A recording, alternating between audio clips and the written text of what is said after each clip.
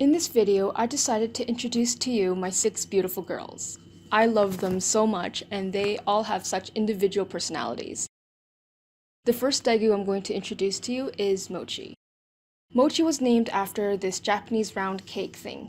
Nicknames I call her is Moch or Mamagoo. The reason I call her Mamagoo is because she's really never mean to anyone. She's so gentle, quiet, and shy. According to her, everyone always needs a bath. She doesn't power groom, she just grooms and grooms and grooms. I don't know how old she is or what kind of health concerns she'll encounter in the future, but for now, I'm just happy to spend time with this sweet little girl. So Mochi is genetically on the bigger side. She's really a little fat. I'm trying my best to help her get fit, but she's not interested at all in moving. Fun fact, the end of her tail is missing, and it's one of the easiest ways to identify her. She was either born like that, or it was a result of an accident. I have no idea. The next Degu I would like to introduce you to is Pippin. Pippin is my resident drama queen, my problem Degu, the bad apple, the troublemaker.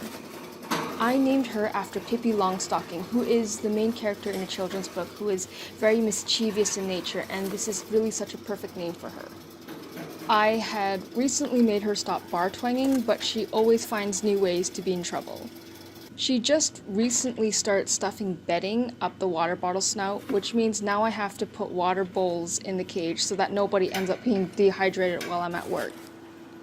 However, Pippin is my favorite to watch. I think it's because she's so jumpy and excitable and likes to run around her cage and dig and just keep busy. My next Degu is Pumpkin. Pumpkin is my main squeeze. She is also so photogenic, and I can take tons and tons of photos of her, and she doesn't mind at all. She's playful but laid back at the same time. I would say she's also extremely sensitive because she cries a lot, usually because Mochi is grooming her and she wants to be left alone.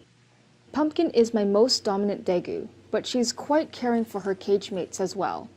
I've never really seen her bully any of the other Degu actually. The reason I believe she's the leader is that she can become very territorial. She got into this bloody battle with another Degu in the past, and as a result she has a disfigured tail. Thankfully, she doesn't seem to be affected by her tail. Sometimes it gets in the way, but she functions just fine. My next Degu is going to be Peach. Peach is actually Pumpkin's sister. There's very little to say about her because she discreetly does all her business in her cage. She's quite timid in nature and avoids confrontation for the most part. All I've really seen her do is innocently exploring. She never causes any trouble, and sometimes I don't even know she's there because she's so quiet and well-behaved. I like to hold her sometimes, and when she's ready to be put down, she nibbles lightly on your fingers. The next Degu I would like to introduce is Buttons. She was rescued from someone, in my opinion, was nothing short of a monster. She was kept in a tiny filthy bin with 4 other males. When I got her, she was so skinny and she smelled horrendous. She had a lot of human aggression, and I can't blame her. I learned quite quickly that Buttons was a spunky girl with a big attitude. Thankfully, all my other Degu girls were so sweet and accepting, and I observed her cuddling with them and being part of the group. A good 2 months after adopting her, I noticed that she had lost a lot of weight, and later realized that she had given birth. Some of them didn't make it, but she was a very caring mom. But months later, her health really declined. I took her to the vets, and it turned out that she had a systemic infection and was told that she had the slimmest of chances of making it. I made one of the hardest decisions ever and let her go peacefully with as little pain as possible. The next Degu I would like to introduce you to is little baby Nibbler. Nibbler is the daughter of Buttons, and she had a really tough start at the beginning. She often would have seizures, which made it really difficult for her to nurse. To supplement the times she was unable to feed from her mother, I syringe fed her formula. Now she's got a clean bill of health. I keep her mentally stimulated with foraging treats, etc.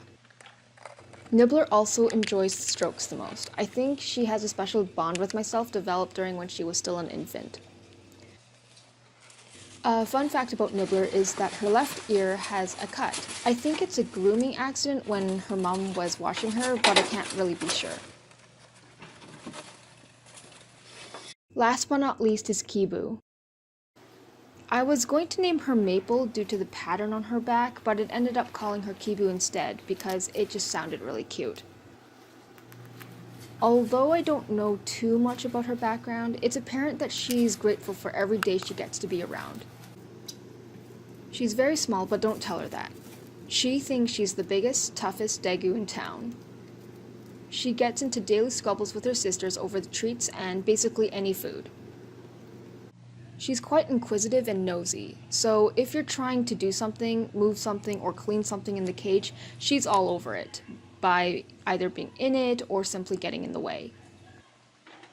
Kibu loves attention, and she likes sitting on your shoulder while I'm cooking or whatever.